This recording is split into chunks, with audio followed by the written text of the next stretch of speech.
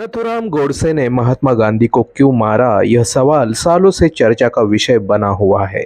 Video की शुरुआत करने से पहले मैं बताना चाहूंगा कि जो लोग नथुराम गोडसे की विचारधारा को फॉलो करते हैं वे लोग इस वीडियो को ना देखें।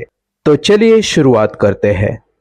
व्हाई आई किल्ड गांधी इस नाम से नथुराम गोडसे पर आई फिल्म के बाद गांधी और गोडसे की चर्चा कुछ समय के लिए फिर से शुरू हुई थी।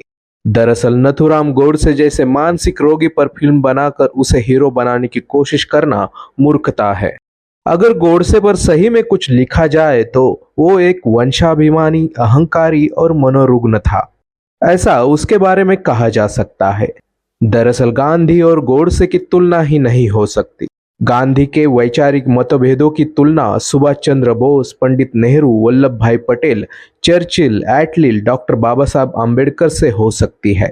यहाँ तक कि विदा सावरकर से भी हो सकती है, क्योंकि स्वतंत्र वीर सावरकर ने भी भारत की आज़ादी के लिए 1910 तक पूरी निष्ठा से प्रयास किए थे, जेल गए थे, त्याग किया था। लेकिन 1910 के बाद उनके आचरण में बदलाव आया, वो बात अलग है।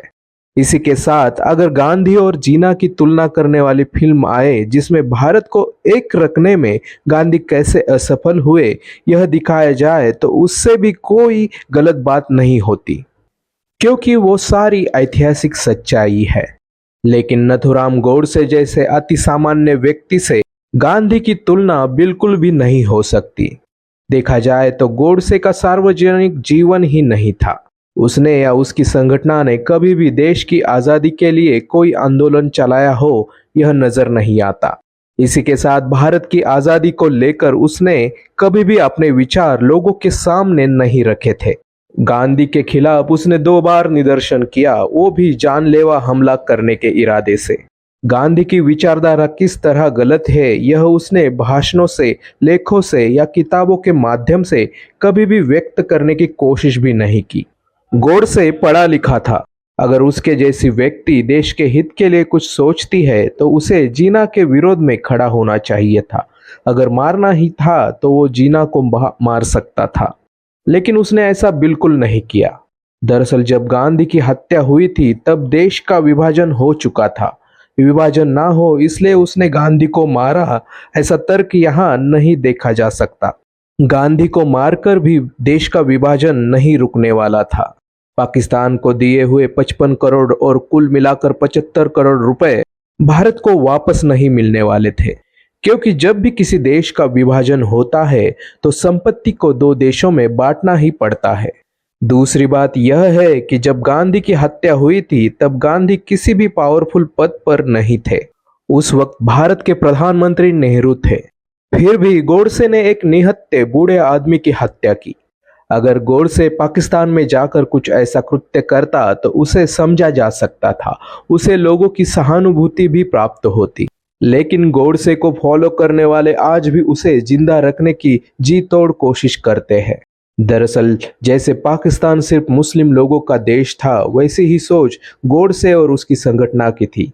गोडसे भारत को एक विशिष्ट धर्म के लोगों का देश बनाना चाहता था, जहां दूसरे धर्मों के लोगों को कोई स्थान ना हो। लेकिन गांधी को मारने के बाद यह रीजंस गोडसे पब्लिकली नहीं बता सकता था। उसके बाद वो जेल में ही बात करने लगा, जहरीले विचारों वाली किताबें लिखने लगा। गांधी की हत्या से पहले जो व्यक्ति कम बोलने वाला था, अति सामान्य था, वो व्यक्ति गांधी की हत्या के बाद अचानक अपने विचार व्यक्त करने लगा। दरअसल 1920 में लोकमान्य तिलक की मृत्यु के बाद देश की राजनीति के सूत्र गांधी के हाथों में आए थे। तभी से गांधी को मारने के 7 प्रयास किए गए थे, जिसमें से 6 प्रयास असफल हुए थे। लेकिन यह सवाल यह उठता है कि पहले 5 प्रयास जब किए गए थे तब पाकिस्तान की निर्मित की चर्चा भी कहीं नहीं थी। फिर उन हमलों के पीछे कौन से कारण थे? दरअसल किताबें पढ़कर लोग आजकल अपना मत नहीं बनाते। लोगों को रेडीमेड विचार चाहिए जो उन्हें व्हाट्सएप यूनिवर्सिटी से मिल जाते हैं, और जो व्यक्ति व्हाट्सएप यूनिवर्सिटी से पढ़ता है उसका ब्रेन वॉश हो जाता है। दरअसल गोडसे कोई विचारवंत नहीं था, वह केवल एक मानसिक रुग्ण था।